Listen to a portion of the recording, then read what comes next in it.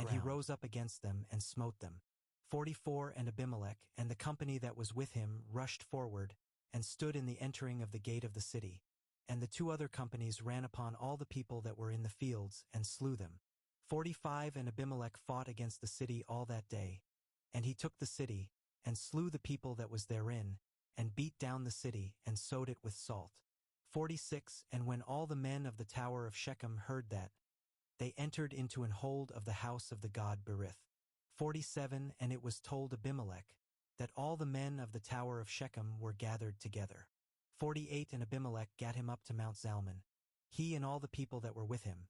And Abimelech took an axe in his hand, and cut down a bough from the trees, and took it, and laid it on his shoulder, and said unto the people that were with him, What ye have seen me do, make haste, and do as I have done.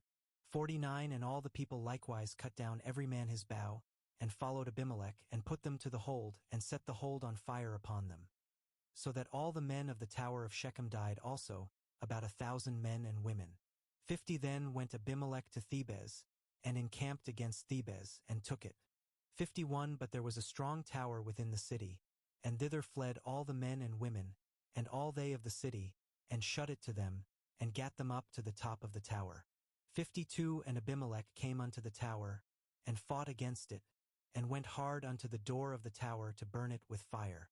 53 And a certain woman cast a piece of a millstone upon Abimelech's head, and all to break his skull.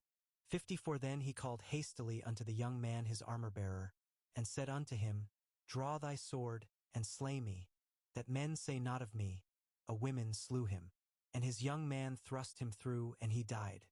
55 And when the men of Israel saw that Abimelech was dead, they departed every man unto his place.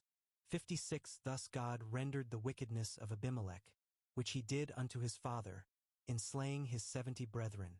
57 And all the evil of the men of Shechem did God render upon their heads.